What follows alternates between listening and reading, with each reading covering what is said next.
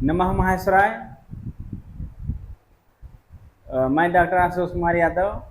जैसा कि आप सभी जानते हैं कि जो कक्षा 10 संस्कृत का प्रथम पाठ कवि कुलगुरु कालिदासः जो मैं आपको पढ़ा रहा हूँ, जिससे संबंधित 2-3 वीडियो मैं बना चुका हूँ, अपलोड भी कर चुका हूँ। ठीक है, अभी तक मैं यहाँ तक आपको पढ़ा चुका हूँ क्या कि रघुवंशे दिग्विजयार्थम प्रतिस्थस्य रघोः सभाजनम वनवृक्षाः प्रसूनवृष्टिभिः संपादयन्ति। यहाँ तक हम पढ़ा चुके हैं। आप लोग प्रयास किया करिए, जरूर कुछ न कुछ बात कमेंट्स किया करिए, क्योंकि जब आप नहीं करते हैं तो हमको समझ नहीं आता आप पढ़ रहे हैं, समझ रहे हैं कि नहीं समझ रहे हैं। तो खैर चलिए हम आगे बढ़ते हैं।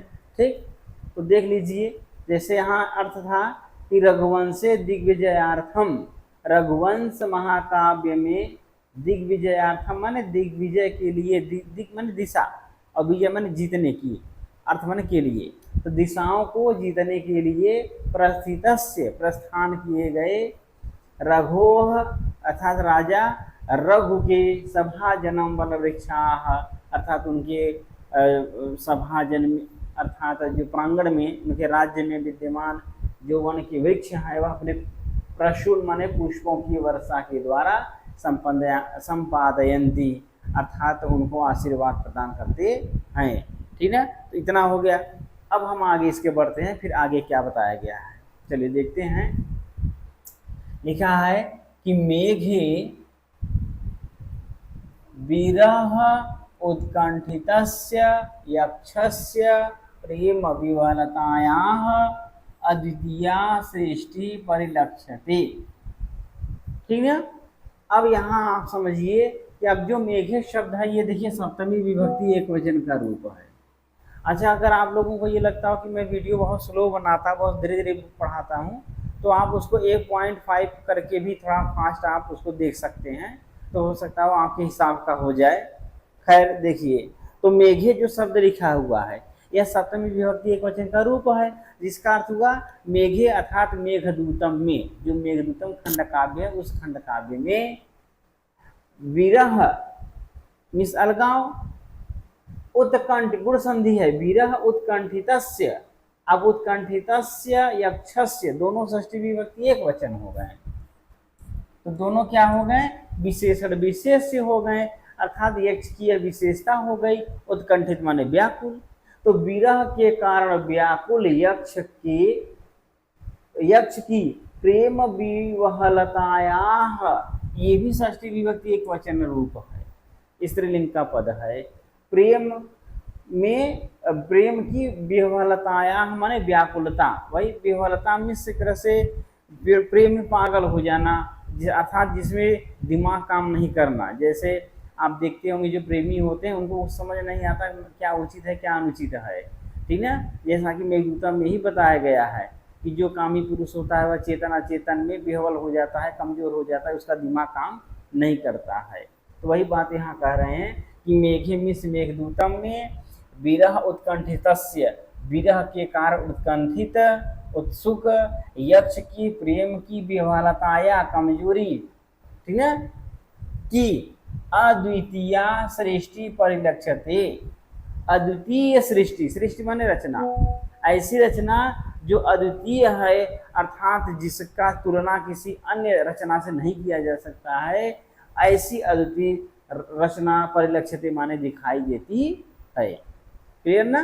फिर से देखिए, कहा मेघे माने मेघदूतम खंड काव्य में विरह प्लस उत्कंठितस्य गुण संधि, तो विरह के कारण उत्कंठित व्याकुल उत्सुक यक्ष के प्रेम की विह्वलता का अद्वितीय रचना दिखाई देता है। तत्र वहां अर्थात मेघदूतम में बाह्य अंतः दीर्घ संधि, बाह्य प्लस अंतः बाहरी और आंतरिक प्रकृत्योः षष्ठी विभक्ति द्विवचन प्रकृति का मर्म स्पृक् वर्णनम अस्ति। देखिए यहाँ लिखा हुआ है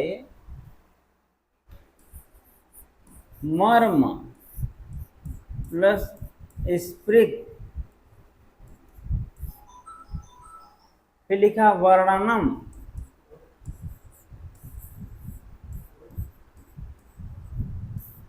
प्लस अस्ति, इतना शब्द है वो मिलके बना हुआ है। का ग हो गया है, ठीक है।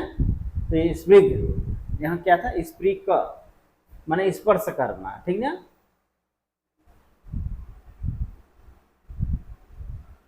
इस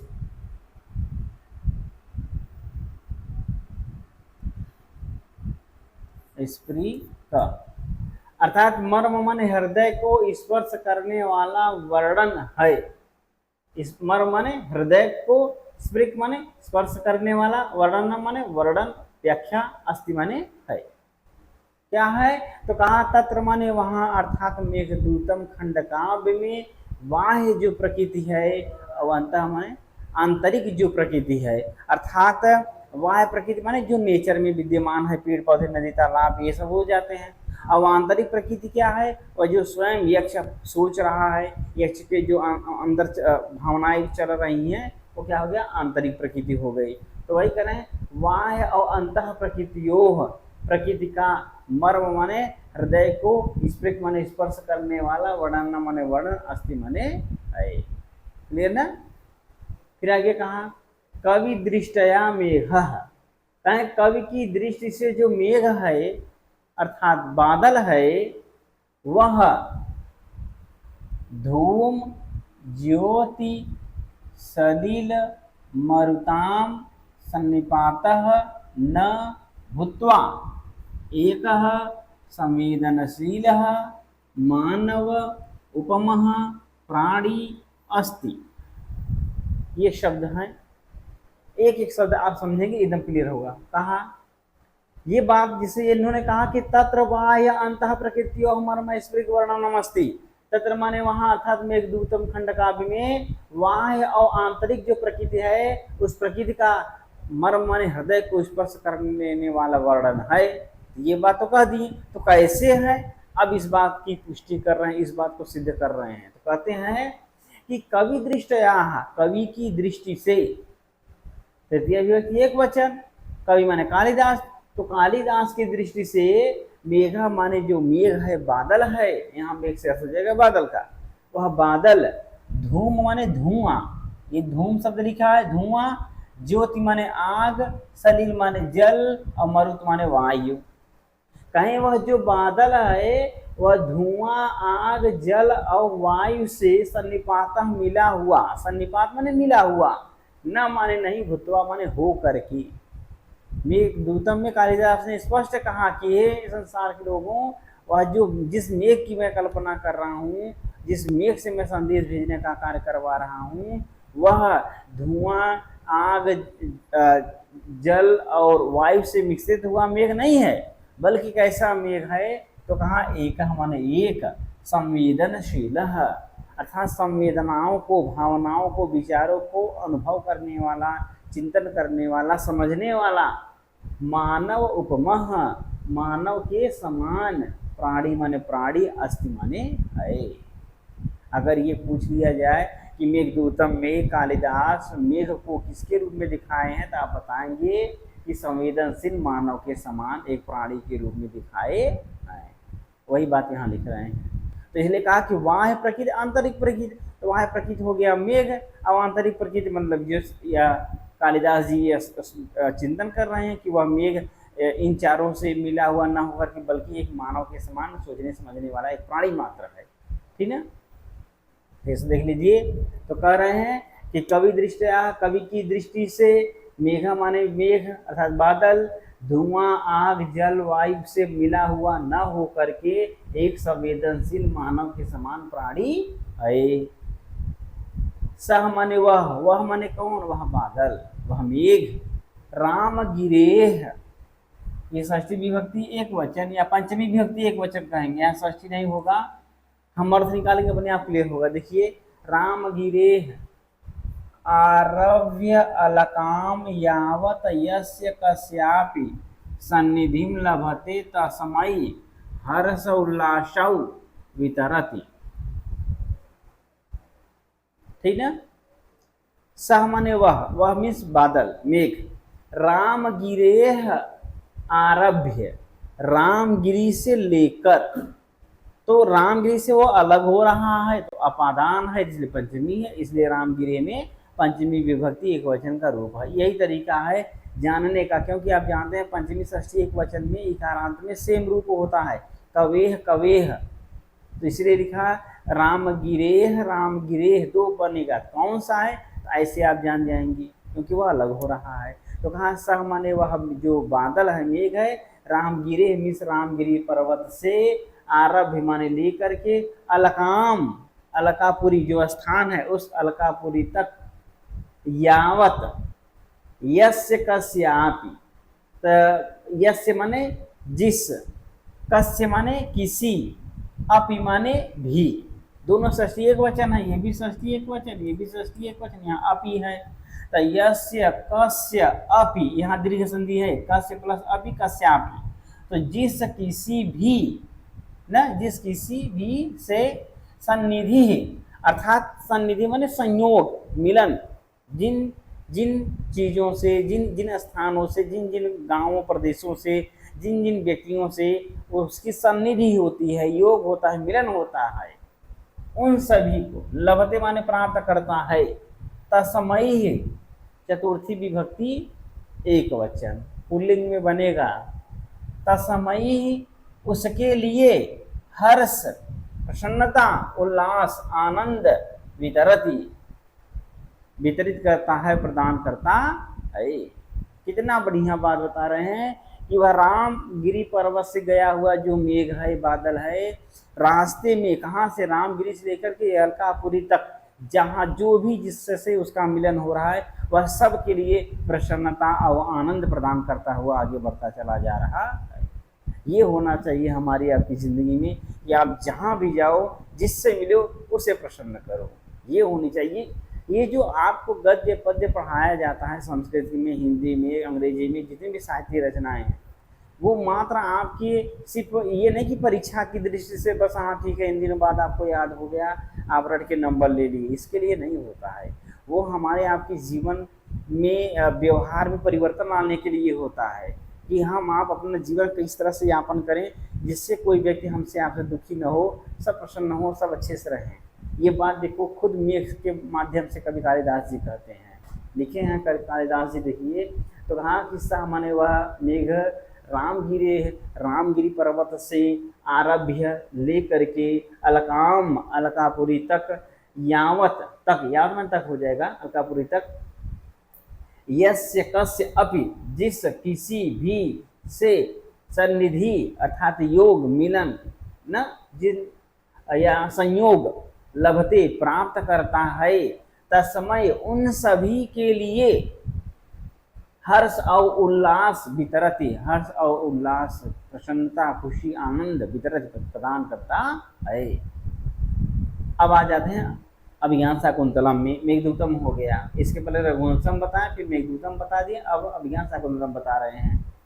तो कह रहे हैं कि शाकुंतल नाटके, अर्थात अभिज्ञान शाकुंतलम नाटक में, सप्तमी एक वचन, इसलिए नाटक में, पति गृह गमन काले, पति अर्थात स्वामी दुल्हा, तो पति के, गृह माने घर, गमन माने जाने के, काले माने समय, ठीक है, पति के घर जाते समय, पति माने पति, गृह घर, गमन जाने के, काल माने समय, पति के घर जाते समय, आश्रम पादपाह, प्रथमा विभक्ति बहुवचन, आश्रम के वृक्षों के द्वारा, स्वभगिन्यायी है, तृतीया एक वचन, सॉरी बहुवचन, शकुंतलायी है, दोनों विशेषण विशेष से हैं। स्वभगिनी, भगिनी माने होता है बहन, स्व माने अपनी, अपनी बहन शकुंतला के लिए, चतुर्थी सॉरी ये चतुर्थी विभक्ति एक वचन का रूप है, इसलिए में भगनी, नदी, नदीम, नद्या, नद्यय, तो वही है स्वभगिन्याय शकुंतलाय, दोनों चतुर्थी विभक्ति एक वचन के रूप है, ठीक है। ये भी चतुर्थी विभक्ति एक वचन का रूप हो जाएगा। कौन? तो स्वभगिन्यै चतुर्थी विभक्ति एक वचन और शकुंतलायै ये भी चतुर्थी विभक्ति एक वचन। तो चतुर्थी का अर्थ क्या होता है? के लिए, क्योंकि संप्रदान है। अच्छा, तो कहे आश्रम पादपाः, आश्रम के वृक्ष, स्वभगिन्यै शकुंतलायै अपनी बहन शकुंतला के लिए, आभरणानि समर्पयन्ति, आभरण मीन्स होता है आभूषण, और समर्पयन्ति माने समर्पित करते हैं, प्रदान करते हैं, देते हैं। अब सोचिए कि यह जो आभूषण गहना देना यह भाइयों का, पिता का, सगे संबंधियों का कार्य होता है। अब देखिए इसने यहाँ ऊपर इन्होंने कह दिया ना कि वाह अंतः प्रकृतियः, अर्थात बाहरी और आंतरिक प्रकृति जो है वह प्रकृति भी मानव के समान व्यवहार करती है। तो देख लीजिए वो लोग आभूषण दे रहे हैं किसको? अपनी बहन शकुंतला के लिए। तो वही ये बात कर रहे हैं कि अभिज्ञान शाकुंतलम नाटक में पति के घर जाते समय आश्रम के जो वृक्ष हैं अपनी बहन शकुंतला के लिए आभूषण प्रदान करते हैं।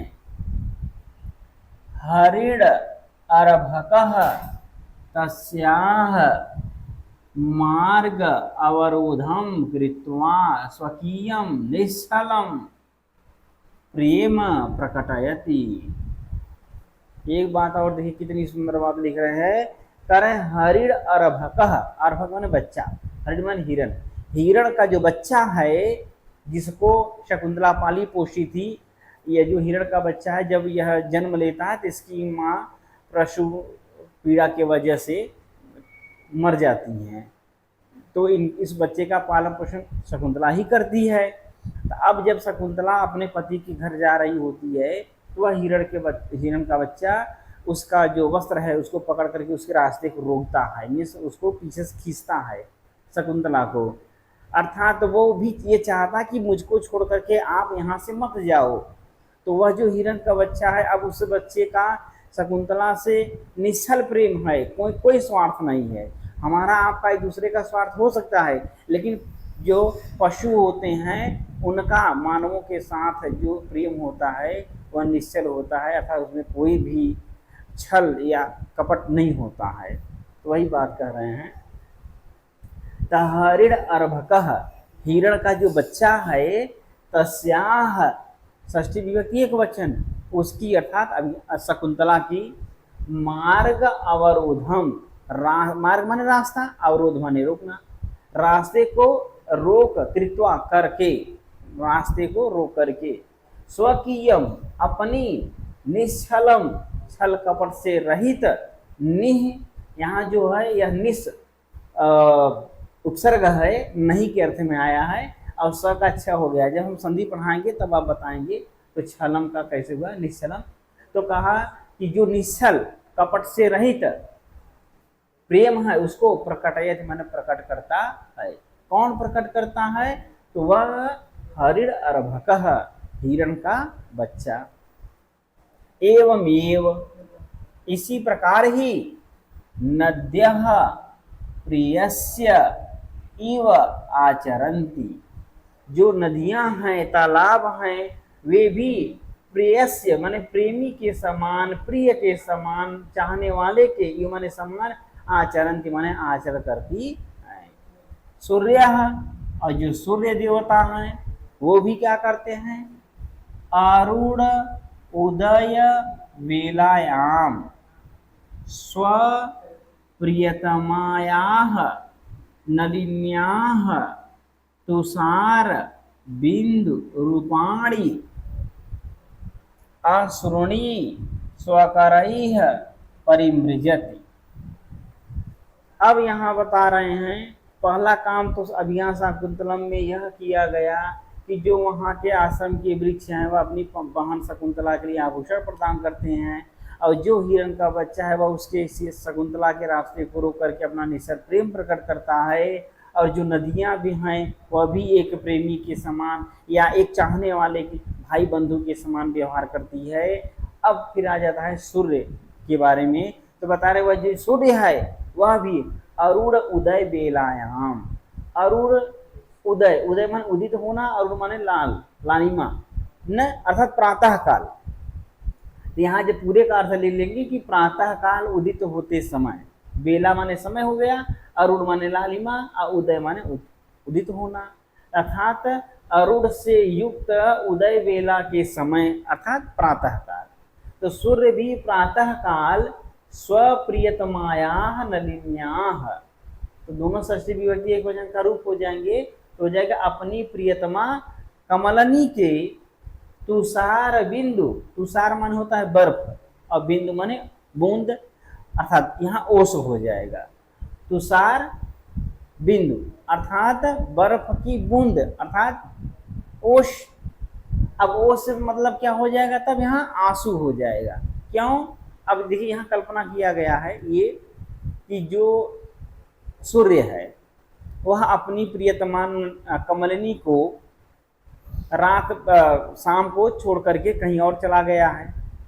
अब वह जब सुबह पुनः आता है लौट करके, तब उसकी जो प्रियतमा, उसकी जो चाहने वाली, उसकी प्रेमिका कमलिनी है, वह रात में वियोगावस्था के कारण ओस रूपी बिंदु के माध्यम से या ओस के माध्यम से मानो आंसू बहा रही होती है, रो रही होती है।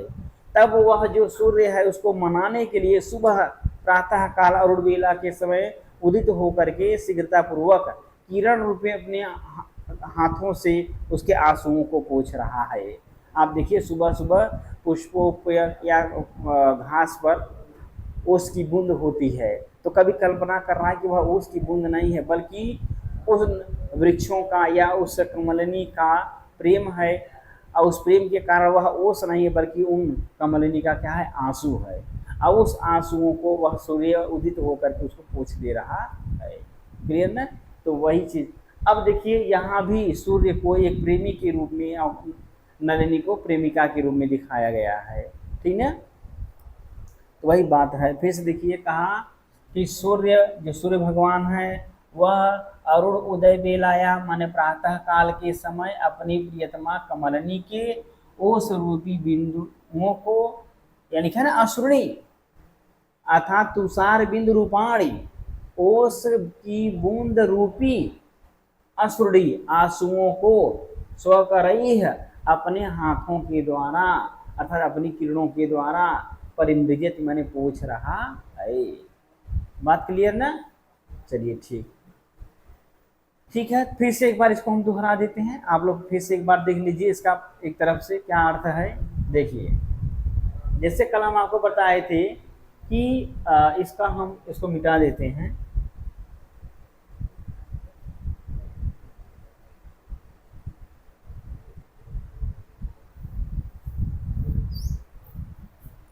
देखिए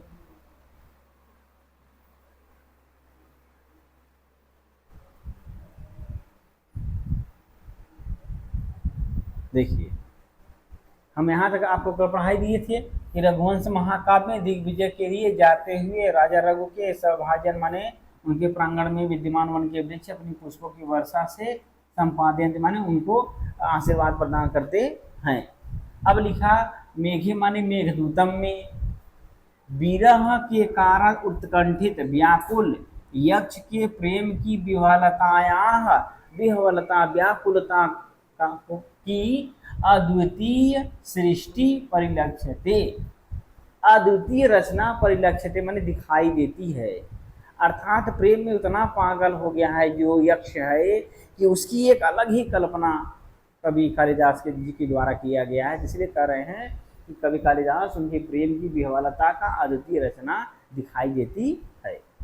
तत्र माने उसी में मेघदूतम खंडकाव्य में बाह्य और अंतः प्रकृति का मर्म स्पर्शी वर्णन किया गया है। तत्र माने वहाँ मेघदूतम खंडकाव्य में बाह्य और अंतर प्रकृति का मर्म स्पृक माने हृदय को स्पर्श करने वाला वर्णन अस्ति माने है। कवि की दृष्टि में जो मेघ है वह धूम ज्योति सलिल मरुत माने धुआं आग जल वायु से मिला हुआ न भूतवा न होकर के एक माने ये संवेदनशील मानव के समान प्राणी है। स माने वह रामगिरी पर्वत से आरभ्य माने लेकर के अलकाम यावत अलकापुरी तक यश कस्य अपि जिस किसी से भी सन्निधि माने मिलता है या मिलन को लभते माने प्राप्त करता है, तस्मय माने उसके लिए हर्ष माने प्रसन्नता और उल्लास माने खुशी, वितरक माने प्रदान करता है। शकुंतल नाटक में अर्थात अभिज्ञान शाकुंतलम नाटक में पति के घर जाते समय आश्रम के जो वृक्ष है वह अपनी बहन शकुंतला के लिए आभरणान माने आभूषण समर्पयंती माने समर्पित करते हैं। हरणार्भकः जो हिरण का बच्चा है, तस्याः उसके अर्थात शकुंतला के मार्गम अवरोधम मार्ग को रोक कृत्वा माने करके, मार्ग माने मार्ग, अवरोध माने रोक, तो मार्ग को रोक कृत्वा माने करके, स्वकीयम अपनी निश्रम माने निश्चल कपट से रहित, प्रेम माने प्रेम को प्रकट करता है। एवमेव इसी प्रकार ही नद्य माने जो नदियां हैं, प्रेयस्य एक प्रेमी के समान, एक भाई बंधु के समान, माने समान आचरण माने आचरण करती हैं। सूर्य जो सूर्य देवता हैं वह भी अरुण उदय वेलायाम अतः प्रातः काल में अपनी प्रियतमा कमलनी के ओस की बूंद रूपी तुषार बिंदु रूपाणी ओस की बूंद रूपी अश्रु माने आंसुओं को स्वकर ही अपने हाथों के द्वारा परिमृजत माने पूछ रहा है। मतलब यहाँ ये हुआ, एक तो ये कल्पना किया गया कि सूर्य है उनकी प्रियतमा हो गई कमलनी, सूर्य रात भर कहीं और रहा है जिसके वियोग में वह कमलनी रोई है, जो सुबह उसकी बूंद के रूप में उसके आंसू निकले हुए हैं। अब उन आंसुओं को प्रातःकालीन सूर्य उदित होकर के शीघ्रता पूर्वक आकर के उसके आंसुओं को पूछ रहा है। क्लियर ना? उसी प्रकार से ये जो दुष्यंत हैं वह भी शकुंतला को छोड़ करके चले गए हैं। अब उनकी विदाई हो रही है, उस विदाई में सबके सब रो रहे होते हैं, तो कल्पना किया गया कि कमलिनी भी मान लीजिए रो रही है, तो उसके आंसुओं को पोंछने के लिए सूर्य आया हुआ है। फिर आगे लिखा है, अब आगे चलते हैं, लिखा है कि कालिदास काव्येषु, काव्येषु सप्तमी विभक्ति बहुवचन, तो कालिदास के काव्यों में सप्तमी बहुवचन, तीसरे काव्यों में, कालिदास के काव्यों में अंगिरस मुख्य रस, अंगी माने होता है मुख्य, दो शब्द हैं, एक होता है अंगी,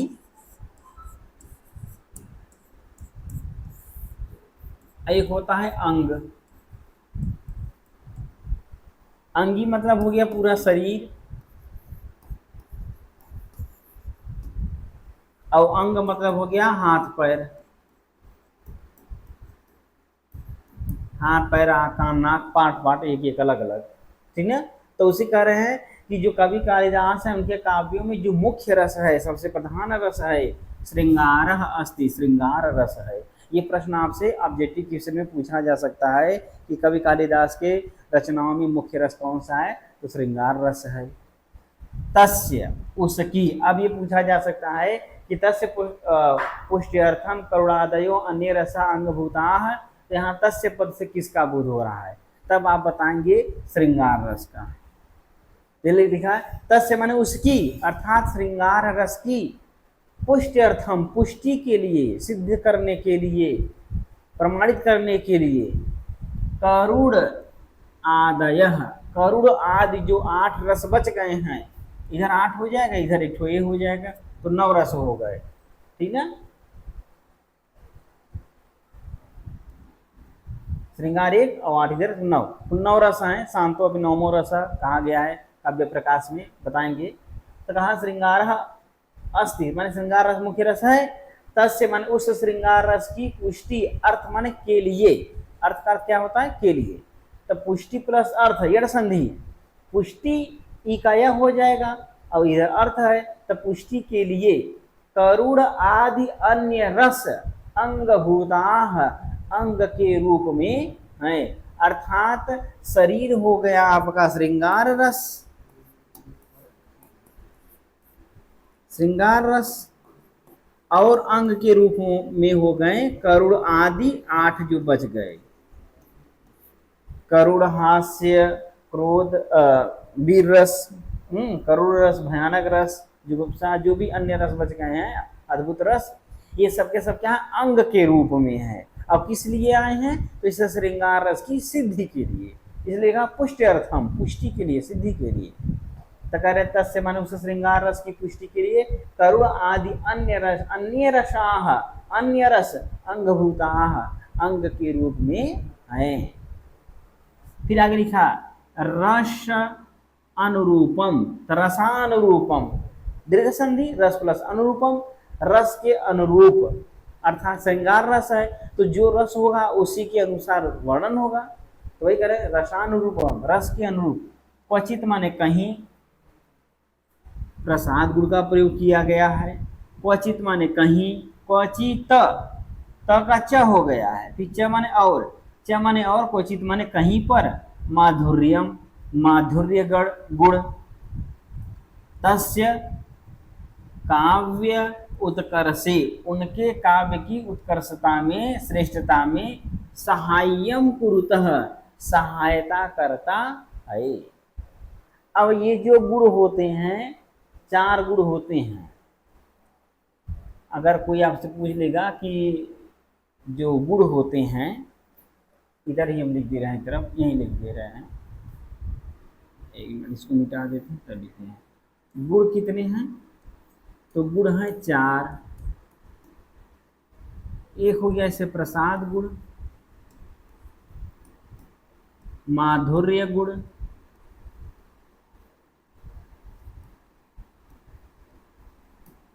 ओज गुण,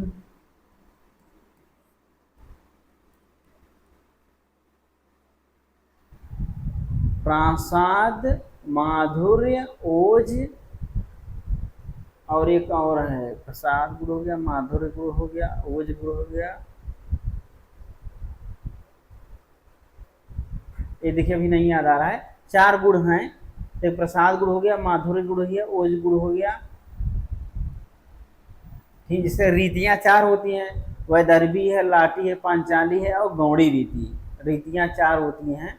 देखिए रीति की भी बात आ रही है यहाँ पर, ठीक ना। तो प्रासाद, माधुर्य, ओज, एक और नहीं याद आ, कोई बात नहीं। आप ये समझो कि जो प्रसाद गुण होता है यह सभी रसों में पाया जाता है, जो माधुर्य गुण होता है यह श्रृंगार रस में। इसके लिए अलग से जब हम आपको काव्य शास्त्र पढ़ाएंगे तब आपको गुण या रीति जो भी काव्य के अंग हैं उसके सहायक हैं उसके बारे में विस्तार से चर्चा किया जाएगा। बस आप यहाँ ये समझिए, अगर आपसे पूछा जाए कि कालिदास की रचनाओं में कौन कौन से गुण पाए जाते हैं, तो 2 ही बताएंगे, एक प्रसाद गुण और एक माधुर्य गुण, ठीक ना। इसलिए लिखा है कि रसानुरूपम, क्योंकि ये दोनों रस जो होते गुण होते हैं यह श्रृंगार रस में पाए जाते हैं, क्योंकि भाई से प्रसाद सभी रसों में चला गया और माधुर्य गुण जो होता है वह श्रृंगार रस का होता है। तो कहा रसानुरूपम, रस के अनुरूप, रस के अनुसार, क्वचित माने कहीं पर प्रसाद गुण का वर्णन किया गया है, च माने और, कहीं पर माधुर्य गुण का प्रयोग किया गया है, जो कि तस्मन उनके काव्य की श्रेष्ठता में सहायम होता है, माने सहायता करते हैं। ये जो गुण होते हैं यह श्लोकों में या गद्य पद्यों में पाए जाते हैं, जो कि बताएंगे इसके बारे में विस्तार से, क्योंकि ये इसको बताने लगे तो थोड़ा विस्तार हो जाएगा। अभी आप बस इतना ही समझिए कि जो कवि कालिदास की रचना है उन रचनाओं में रस के अनुरूप कहीं प्रसाद गुण का प्रयोग किया गया है और कहीं माधुर्य गुण का प्रयोग किया गया है, जो कि इनकी काव्य की श्रेष्ठता में सहायक सिद्ध होते हैं। फिर आगे लिखा वैदर्भी रीति। अगर कोई पूछे कालिदास किस रीति का प्रयोग किए हैं तब आप आंसर बताएंगे वैदर्भी रीति का, ये आपका क्वेश्चन हो जाएगा। इसलिए कहा वैदर्भी रीति। अब रीतियां जो होती हैं वह 4 होती हैं, चारों रीति देखिए हम बता दे रहे हैं। चारों रीति जैसे है, पहला है वैदर्भी रीति,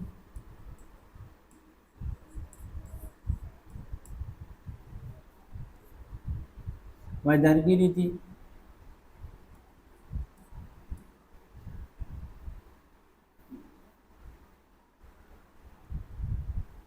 फिर गौड़ी रीति, पांचाली रीति,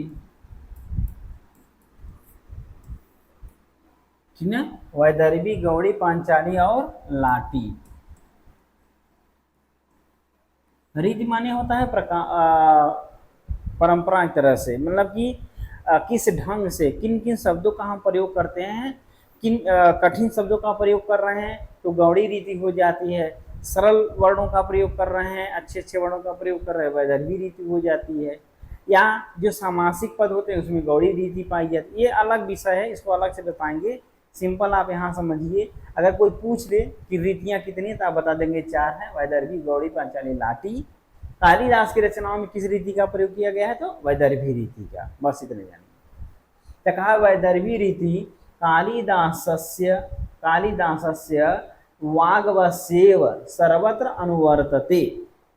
सर्वत्र माने सभी जगह, अनुवर्तते माने पीछे पीछे चलती है। कैसे? वाग्वस्येव माने वाणी के वश में होकर के मानो वह सर्वत्र माने सभी जगह, अनुवर्तते माने चलती है।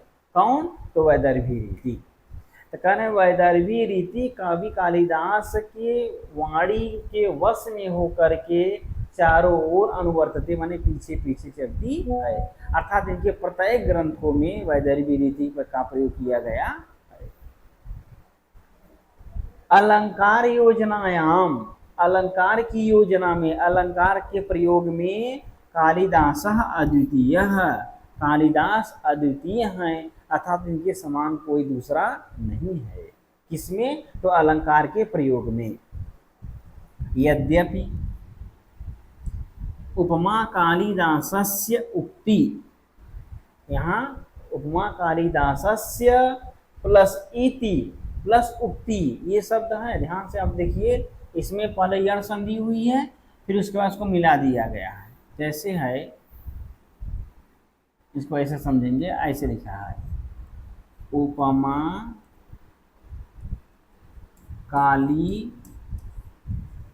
कालिदासस्य, ये हो गया। फिर प्लस इति प्लस उक्ति, ऐसे है। अब यहाँ कालिदासस्य में ई और यह मिलके ए हो जाए तो कालिदासस्य, और ई का जब यह कर देंगे तो आधा त, तो आधा त देखिए यहाँ है, और ई का यह हो गया, उसी यू में मिल गया युक्ति, तो बन गया कालिदासस्य युक्ति। ठीक है, अर्थात कालिदास की उक्ति माने कथन। उपमा योजनायाम एव कालिदासस्य वैशिष्ट्यम आख्याति। कह रहे हैं कि पहले तो इन्होंने ये कहा कि जो कालिदास है वह अलंकार की योजना में अद्वितीय है, इनके समान कोई नहीं है। ये सभी अलंकारों का बड़े अच्छे से प्रयोग किए हुए हैं, लेकिन एक उक्ति यह आती है, उक्ति माने कथन, जो वामन कहे हैं कि उपमा कालिदासस्य भारवेरर्थ गौरवम दंडिनः पदलालित्यम माघे संति त्रयो गुणाः, यह जो कथन कहा गया है उसके बारे में कह रहे हैं कि यद्यपि यह बात आती है कि उपमा अलंकार के प्रयोग में कालिदास सर्वश्रेष्ठ है, इनके समान और कोई नहीं है। तो वही बात यहाँ कर रहे हैं कि उपमा कालिदासस्य इति उक्ति, उपमा कालिदासस्य इति माने यह, उक्ति माने कथन। उपमा योजनायाम एव, उपमा अलंकार के योजना में ही, देखा ना, उपमा योजनायाम एव, उपमा अलंकार की योजना में अर्थात प्रयोग में ही कालिदास की विशिष्टता को आख्याति माने सिद्ध करता है, प्रसिद्ध करता है, बताता है। तथा माने फिर भी उत्प्रेक्षा, अर्थांतरन्यास आदि अलंकाराणाम विनियोगः तेन अतीव सहजतया कृतः।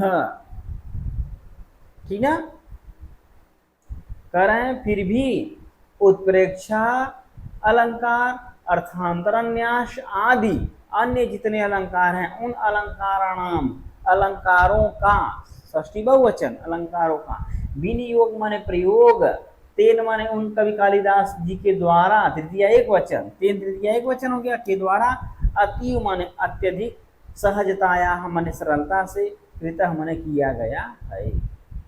भले ही यह बात लोगों के द्वारा कही जाती है कि उपमा कालिदास से, कालिदास उपमा अलंकार के प्रयोग में सर्वश्रेष्ठ हैं, उनके समान दूसरा कोई नहीं है, ठीक है, फिर भी उत्प्रेक्षा, अर्थांतरन्यास, अन्य अलंकारों के प्रयोग में भी वह, उनका भी बड़ी सरलता से प्रयोग किए हैं। वही बात यहाँ बता रहे हैं।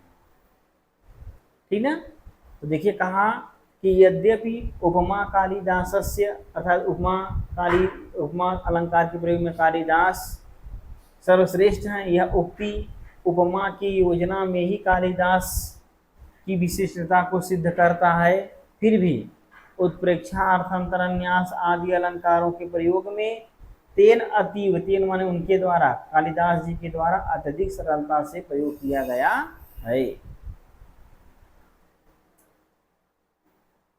चलिए इतना ही देख लेते हैं, फिर से इसको हम दोहरा देते हैं। इसका फिर से आप एक बार देख लीजिए, इसके आगे जो बच जाता है फिर आगे पढ़ा देंगे हम, ठीक ना। चलिए देखते हैं, लिखा है, नहीं थोड़ा देख लेते हैं और आगे यहाँ तक देख लेते हैं, ज़्यादा सही रहेगा।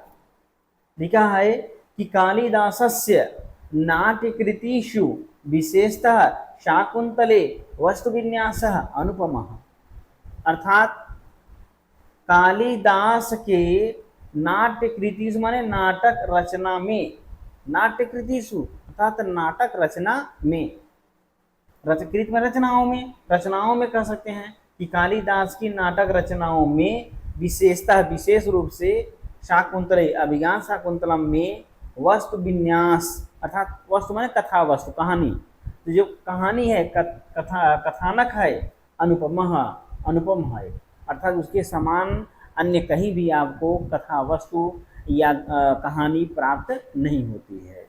कथा वस्तु माने पूरी घटना जो उसमें वर्णन किया गया है। तो करें कालिदास की नाट्य रचनाओं में विशेष प्रकार से अभिज्ञान शाकुंतलम में जो कथा वस्तु है वह अनुपम है, अद्वितीय है। चरित्र चित्रणम सर्वथा अनवद्यम संवाद शैली संप्रेषणीय अस्ति, और उसकी क्या विशेषता क्या है, जो चरित्र चित्रण है अर्थात जो उसमें पात्र हैं, चाहे दुष्यंत हो, शकुंतला हो, कर्ण हो, प्रेमदा हो, अनुसुईया हो, गौतमी हो, सारंगरा हो, सारदत्त हो, कोई भी हो, उन सभी का जो चरित्र चित्रण है, उनके जो जीवन का जो चरित्र है वह सर्वथा ही अनवद्य है, पूजनीय है, सम्माननीय है। और जो संवाद शैली है, एक दूसरे से बात करने की जो शैली है, तरीका है, वह भी संप्रेषणीय है, अर्थात एक दूसरे के पास भेजने के योग्य है, हमारे आपके जीवन में अपनाने के योग्य है। ठीक, फिर कहा समम एव साथ ही, समम माने साथ, एव माने ही, समम एव साथ ही भारतीय संस्कृति अनुमतानाम, यहाँ फिर यह संधि हो गया, भारतीय संस्कृति अनुमतानाम धर्म अर्थ काम मोक्ष मूलानाम मानव मूल्यानाम प्रकाशनम कालिदासस्य वैशिष्ट्यम अस्ति। कितनी बढ़िया लाइन लिखे हैं। कह रहे हैं जो कालिदास की विशेषता, देखिए कालिदासस्य वैशिष्ट्यम अस्ति, कालिदास की विशेषता है क्या, कहें कि समम एवं साथ ही, ये तो चलो ठीक है, चरित्र चित्रण श्रेष्ठ रहा, अलंकार श्रेष्ठ रहा, सब कुछ श्रेष्ठ रहा, साथ ही भारतीय जो संस्कृति है, तो भारतीय संस्कृति अनुमता नाम, अर्थात भारतीय संस्कृति में जो प्राप्त होती हैं, जो हमारी संस्कार है, जो हमारी सभ्यता है, और धर्म अर्थ काम मोक्ष का जो मूल है क्या, तो मानव मूल्या नाम, मानव मूल्य। इस मानव मूल्य की विशेषता ये है कि यह भारतीय संस्कृति के अनुसार है। धर्म अर्थ काम मोक्ष का मूल क्या है, मानव मूल्य। ठीक है, तो मतलब ये कहना चाह रहे हैं कि जो भारतीय संस्कृति अनुमताम, अर्थात भारतीय संस्कृति की जो विशेषता है, और धर्म अर्थ काम मोक्ष, धर्म माने कर्तव्य हो गया, अर्थ माने धन पैसा हो गया, काम माने प्रेम हो गया, और मोक्ष मतलब ईश्वर की प्राप्ति हो गई। तो कहें ये जो चार पुरुषार्थ हैं, इन चारों पुरुषार्थों का जो मूल है वह क्या, मानव मूल्या नाम, अर्थात मानव मूल्यों का, मानव का जो मूल्य मतलब यहाँ हो जाएगा एक तरह से मानव की का जो धर्म है, कर्तव्य है, ठीक है। मूल्य मतलब एक तरह से उचित होना, मानव का जो संस्कार है, मानव की जो व्यवहार है, वो सब आ जाएंगे इसमें। उसका जो प्रकाशनम, प्रकाशित करना कालिदास की विशेषता है। ठीक ना। मानव मूल्य आप ये समझो कि मानव का कर्तव्य, मानव का विचार, मानव का व्यवहार, मानव का एक दूसरे के प्रति सोच, सब उसी में आ जाएंगे, क्योंकि कह दिए ना धर्म अर्थ काम मोक्ष। कैसे देखिए, तो कह रहे हैं कि सममेव, साथ ही भारतीय संस्कृति का धर्म अर्थ काम मोक्ष के मूलों का, ऐसे कहेंगे कि भारतीय संस्कृति अनुमतानाम धर्म अर्थ काम मोक्ष मूलानाम, अर्थात भारतीय संस्कृति का और धर्म अर्थ काम मोक्ष इन चारों पुरुषार्थों का जो मूल है, उन मूल्यों का जो मानव मूल्य है, उस मानव मूल्य का प्रकाशन कालिदास की विशेषता है। ठीक ना। धर्म अर्थ काम, यहाँ थोड़ा सा क्लियर नहीं हो रहा है, कह रहे हैं धर्म अर्थ काम मोक्ष मूलानाम, अर्थात धर्म अर्थ, अच्छा ये जिसे जो चारों पुरुषार्थ, इन चारों पुरुषार्थों का जो मूल है, अर्थात जो मुख्य बात है वो क्या है, मानव मूल्य है। मानव मूल्य में चारों पुरुषार्थ आ जाते हैं। ठीक ना, वही बात बता रहे हैं। तो कह रहे हैं साथ ही भारतीय संस्कृति और धर्म अर्थ मोक्ष काम मोक्ष का जो मूल मानव मूल्य है, उस मानव मूल्य के प्रकाशन में कालिदास, प्रकाशन माने प्रकाशित करने में जो कवि कालिदास हैं वह विशिष्ट अस्ति माने हैं। ठीक ना। आश्रम वासिनीम शकुंतलाम निवर्ण्य मनसि काम प्ररोह अनुभूय दुष्यंतः तावत् शांति न लभते यावत् ताम क्षत्रिय परिग्रह क्षमाम विश्वामित्रस्य दुहिता इयम इति न एव एति। अब देखिए समझिए, कह रहे हैं कि आश्रम वासिनी, अर्थात आश्रम में निवास करने वाली, शकुंतलाम, शकुंतला को, निवर्ण्य देख करके, मनसी मन में, काम प्ररोह अर्थात प्रेम के भाव का उत्पन्न होना, प्ररोह माने उत्पन्न होना, प्रेम की भावना का उत्पन्न होने वाली या प्रेम उत्पन्न होने का अनुभूय अनुभव करके, दुष्यंत दुष्यंत, तावत तब तक, शांति माने शांति को, न माने नहीं, लभते माने प्राप्त करता है, यावत माने जब तक, ताम यहाँ यावत माने जब तक, ताम माने उसको, उसको था शकुंतला को, क्षत्रिय परिग्रह क्षमाम, क्षत्रिय के द्वारा विवाह करने योग्य, परिग्रह माने विवाह और क्षमा माने योग्य, तो क्षत्रिय के द्वारा विवाह करने के योग्य, विश्वामित्रस्य, विश्वामित्र की, दुहिता इयम इति, ऐसे करते गुण संधि, दुहिता प्लस इयम प्लस इति, दुहिता माने पुत्री, इयम माने यह, इति माने है, न माने नहीं, एव माने ऐसा, इति माने जान लेता है। ना वैदिक वाला करेंगे तो ये ऐसे बन जाएगा,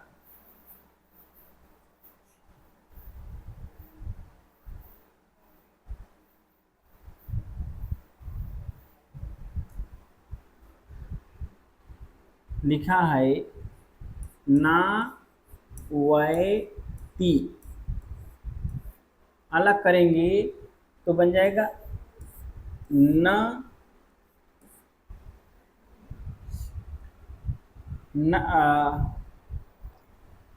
न वैति ना,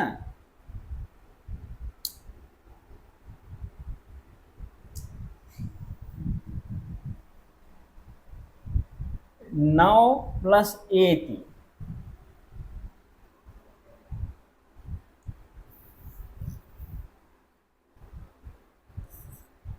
लिखा हुआ है ना वैति,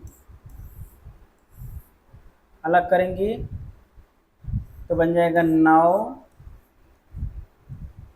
में नौ, नौ प्लस एति,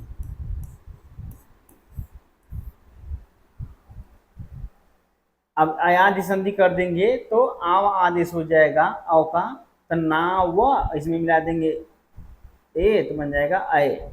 अच्छा ये ऐसे है, आयति, नौ प्लस आयति, ऐति माने जानना, नव जो पद है यहाँ नहीं करते में है, नव एति माने नहीं जान लेता है, ना तो नव प्लस एत ऐति अर्थात नहीं जान लेता है, तब तक वह शांत नहीं होता है।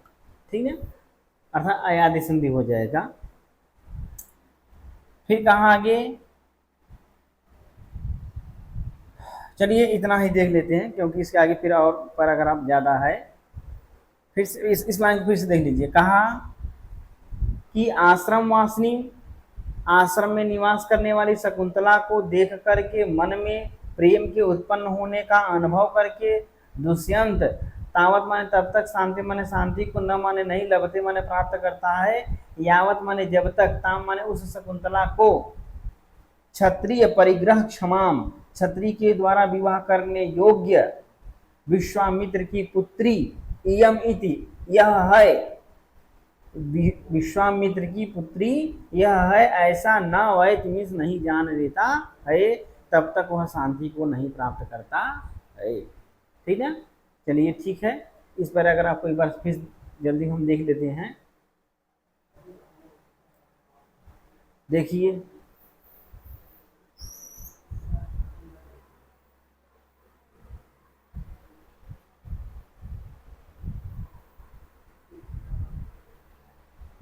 देखिए लिखा है कालिदास काव्येषु अंगिरस श्रृंगार अस्ति। कालिदास के काव्यों में मुख्य रस श्रृंगार रस है। उसकी अर्थात श्रृंगार रस की पुष्टि के लिए करुण आदि अन्य रस अंगभूत अंग के रूप में है। रस के अनुरूप कहीं प्रसाद गुण का प्रयोग किया गया है, च माने और, क्वचित माने कहीं पर माधुर्य गुण का प्रयोग किया गया है, जो कि तस्य माने उसकी काव्य उत्कर्ष से सहायम पूर्तः, तस्य माने उनकी, कालिदास की रचनाओं की काव्य की श्रेष्ठता में सहायक होते हैं। वैदर्भी रीति कालिदास की वाणी के वश में होकर मानो सर्वत्र अनुवर्तते, चारों ओर उनके पीछे पीछे चलती है। अलंकार की योजना में कवि कालिदास अद्वितीय हैं। यद्यपि उपमा कालिदासस्य अर्थात उपमा अलंकार के प्रयोग में कालिदास प्रसिद्ध हैं। यह जो उक्ति है वह उपमा की योजना में ही कालिदास की विशिष्टता को, श्रेष्ठता को सिद्ध करती है। फिर भी उत्प्रेक्षा और अर्थांतरन्यास आदि अलंकारों के प्रयोग में तेन उनके द्वारा अर्थात कवि कालिदास जी के द्वारा अत्यधिक सहजता से किया गया है। कालिदास की नाट्य रचनाओं में विशेषतः अभिज्ञान शाकुंतलम में जो वस्तु विन्यास है, कथा वस्तु है, पूरी पूरी कहानी है, वह अनुपम है, अद्वितीय है।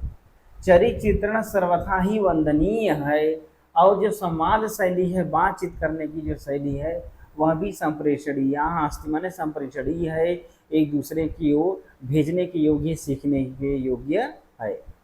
सममेव साथ ही भारतीय संस्कृति अनुमता नाम अर्थात भारतीय संस्कृति का जो व्यवहार है, जो भारतीय संस्कृति है, और धर्म अर्थ काम मोक्ष का जो मूल अर्थात मानव मूल्य है, उस मानव मूल्य का प्रकाशन भी कालिदास की विशिष्टता है।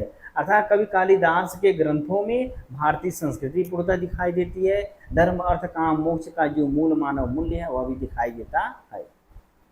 फिर कहा कि आश्रम वासिनी, आश्रम में निवास करने वाली शकुंतला को देख करके मन में प्रेम के उत्पन्न होने का अनुभव करके जो राजा दुष्यंत हैं वह तब तक शांति को नहीं प्राप्त करते हैं जब तक ताम माने उस शकुंतला को क्षत्रिय अर्थात क्षत्रिय के द्वारा विवाह करने के योग्य अर्थात विश्वामित्र की पुत्री है, पुत्री यह मन यह है, ऐसा न वैत नहीं जान लेता है।